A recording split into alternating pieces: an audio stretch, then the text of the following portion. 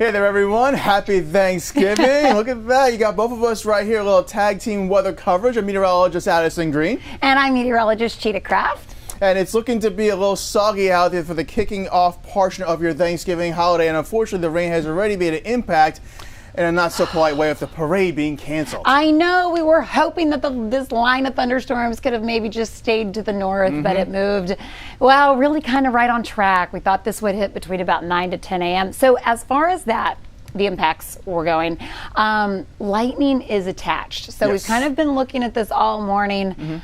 Go ahead and see how many strikes that we have right now. But that's what we were concerned about pretty much all morning long, is if we were going to see lightning, how that would impact the day. And that's just kind of the bummer, you know, of the situation. We were seeing rainfall rates earlier this morning of anywhere from 1/2 to 1.5 inches per hour.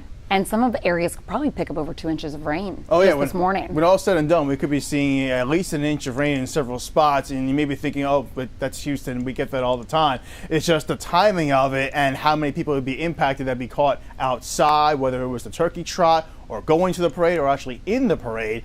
All of those people out there in the elements could potentially be impacted. And we have seen this line of scattered showers and storms come through and hold itself together more times than not. So that's where that risk of the potential of a lightning strike, that's what made it too unsafe to be out and about. Unfortunately, bad timing as the parade was literally just underway. I know, but a lot of you who are just waking up right now, really you have now through about our lunchtime hour that we're going to be tracking rain.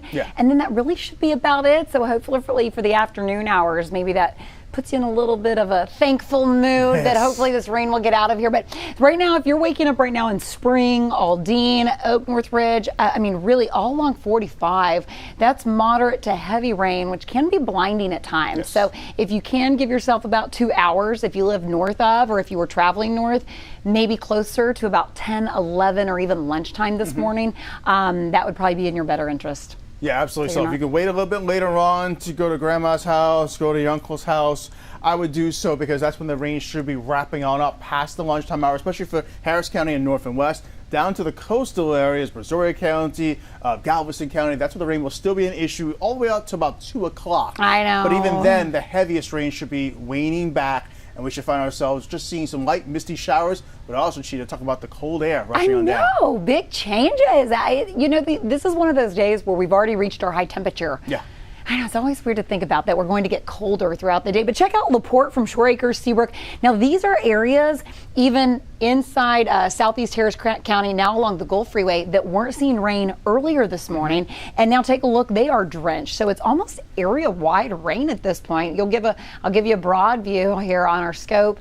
And take a look now from Matagorda to Brazoria along the Gulf Freeway, I-10 westbound. But this is that area-wide rain that we were talking about early this morning that's almost impacting everywhere. But the good news is, I will say, the back edge of that front, once it pushes through, that's it for the rain. Yeah, we can definitely see there's nothing going on right here for some of our northwestern counties. Here's the cold front as I draw on the map, pushing right on in across the heart of the city. Oh, you're fine. It zoomed in just nicely. Just try to make it a little more tricky for you. Of course, a little more dramatic. Why not? But we can certainly see that was where we have that shift in the wind direction coming in from a southeasterly direction to more of a northwesterly direction. So there's the cold front pushing on down. And you can certainly see there was a few lightning strikes that were reported just outside of Spring.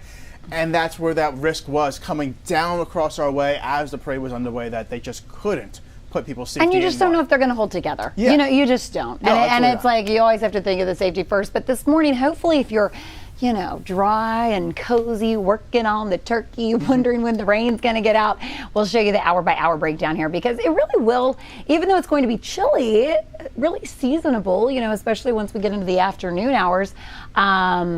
Temperatures are going to continue to drop. Don't you love when your computer stalls? Just, you know, slowly waking up. We just wanted to give you the anticipation on this Thanksgiving. But here we are. So, yeah. There's our high of the day. That's it. 70 degrees. Some people saw 71, maybe 72, but either way, your highs occurring earlier in the day, and we're cooling down as the daytime hours progress, where typically it's the other way around. I know, and that's not like a pretty 70 degrees. Yeah. That's an overcast, cloudy, dreary 70 degrees. But then, yeah, these temperatures continue to drop. So even tonight, you're in the 50s, breezy north winds. So even that wind chill will probably be making it feel more mid-50s-ish. And notice how clouds stay in place overnight.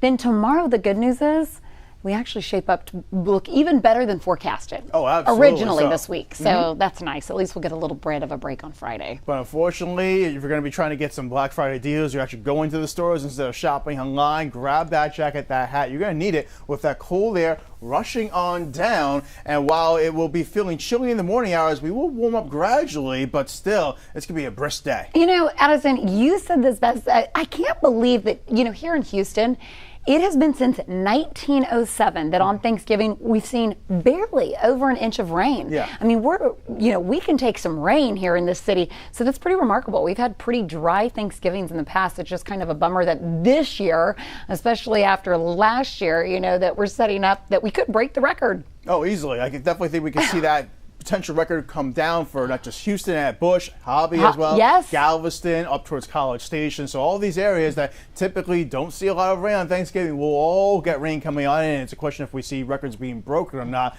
There's a good chance that will be the case, but unfortunately, that trend of having glorious weekends and watching a cold front come by midweek is actually impacting us when we want to get out and about. Now, I thought this was interesting. If you're tuning in, we know we're Facebook Live right now, that if you've got family or friends, Amarillo's sitting at 34, Dallas chilly. at 47, but this is that cold air behind the front. So the front has impacted the entire state. Of course, we're still dealing with the rain part of it, but temperatures are going to drop just like our friends in Austin, or if you're traveling today or maybe tomorrow, it's going to be chilly all across the state. Yeah, it's just like, it's really on the frigid side of things of the panhandle. So I think the folks up that way are bundled up. We are still dealing with just light jackets, the umbrellas at hand, but then by the end of the day, you're going to want more of that thicker coat as that cold air rushes on in. And it's not going to be a drastic drop in temperatures. It won't be like flipping a switch or snapping your fingers, but you will notice it's feeling cooler, a little more brisk later on today, and tomorrow certainly it'll be noticeable from start to finish. I know, and speaking of, for our Friday, we get a break before almost a washout at this point Saturday afternoon. We haven't talked a lot about Saturday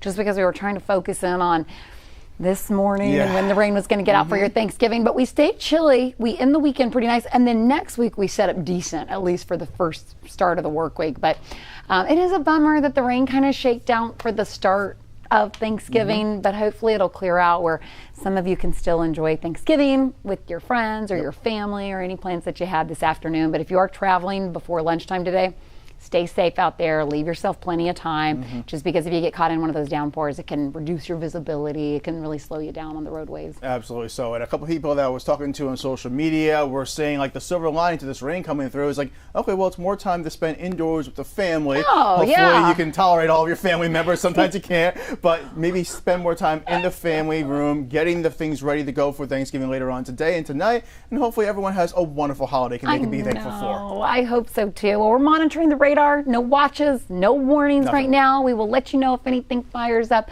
but we hope you have a great Thanksgiving, and of course we'll keep you posted. Absolutely. Take care, guys.